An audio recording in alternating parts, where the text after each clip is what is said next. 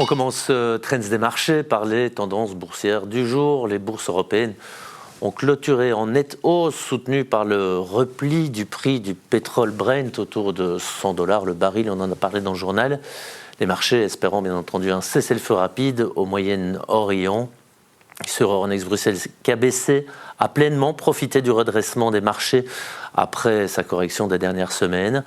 Iloris a également fortement rebondi sur le marché élargi. À l'opposé, Syensqo est resté à la traîne.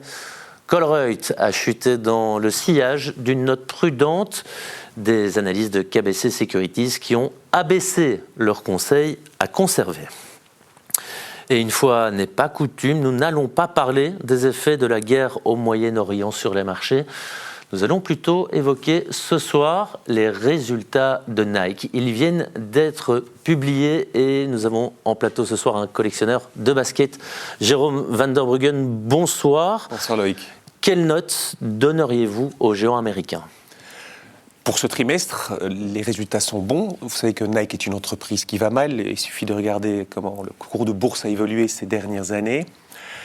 Mais là, pour ce trimestre, ils ont eu un chiffre d'affaires qui était légèrement en hausse alors que le marché s'attendait à une baisse du chiffre d'affaires et un bénéfice par action qui est meilleur qu'attendu parce qu'ils maîtrisent bien leurs coûts dans un trimestre où on a eu l'impact en plein des tarifs boursiers qui ont coûté 6,5% de marge brute à Nike.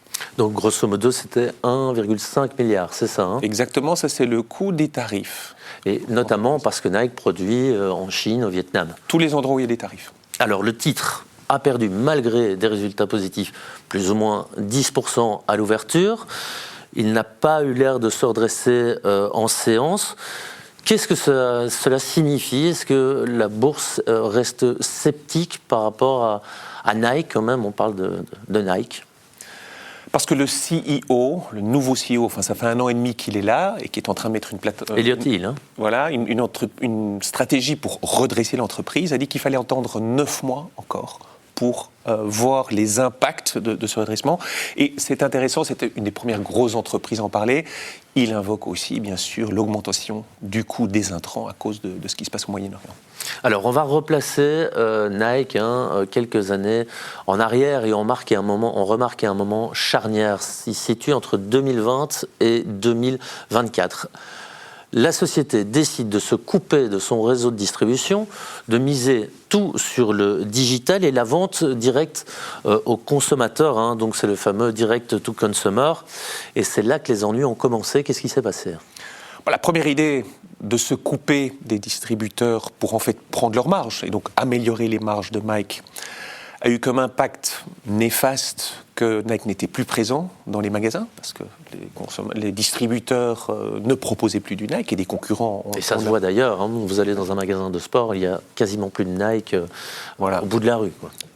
Gros stock d'invendus qu'ils ont tenté d'écouler à des prix au rabais, donc ce qui a fortement impacté les marges. Et puis la deuxième chose, c'est quand on vise tout sur le digital, Nike n'a pas fait de campagne emblématique Just Do It avec des grands sportifs pendant toute cette période. Et ça leur a coûté aussi beaucoup, parce qu'en fait, le digital marketing, ça coûte aussi de l'argent. Payer pour un clic, ça coûte de l'argent. Et c'est des coûts qui n'ont pas été tout à fait maîtrisés par l'entreprise.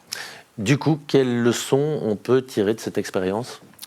Je pense que la première chose, c'est que c'est bien le digital, il y a quelque chose à faire, c'est évident à travers son application, mais il faut absolument garder le contact avec les distributeurs. Et d'ailleurs, le nouveau CEO, c'est un de ses plans, c'est de renouer avec les distributeurs. On a besoin de la marge du consommateur. Elle est là pour quelque chose, le conseil, le trafic. Et au départ, Nike, justement, reprochait à ses distributeurs de prendre une part du gâteau trop élevée. Voulait la récupérer. Ça n'a pas marché. Et la deuxième chose, lorsqu'on crée une marque, c'est bien de faire du digital et des algorithmes, mais on a besoin d'émotions. On a besoin de belles, grandes campagnes pour attirer le consommateur, ce que Nike n'a pas fait pendant un temps. De nouveau, ça change, mais ça va mettre du temps avant d'avoir un vrai impact. Oui, donc d'identification avec des grandes stars. Est-ce que ces erreurs stratégiques sont la seule explication de la chute de la valeur de Nike depuis quelques années ?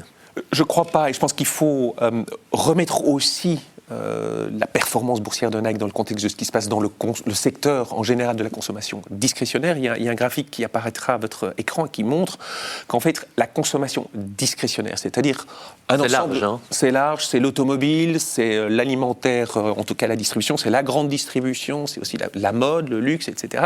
Enfin, finalement, ce qu'on voit, c'est que ce secteur a sous-performé le marché, fait moins bien que le marché à partir de la fin de 2021. Qu'est-ce qui est arrivé en fin 2021 ? L'émergence de l'inflation, l'envahissement de l'Ukraine, l'augmentation des prix du pétrole, l'inflation revient. Et en fait, ce secteur porte bien son nom. La consommation discrétionnaire, c'est la consommation dont on n'a pas vraiment besoin. Et quand un ménage refait son budget, une des premières choses qui coupe, c'est ce type de dépenses dont il n'a pas besoin. Oui, les périodes d'inflation qui sont malheureusement généralement propices au sacrifice financier. Merci Jérôme pour votre analyse sportive ce soir. Voilà qui referme ce Trends des marchés. Belle soirée.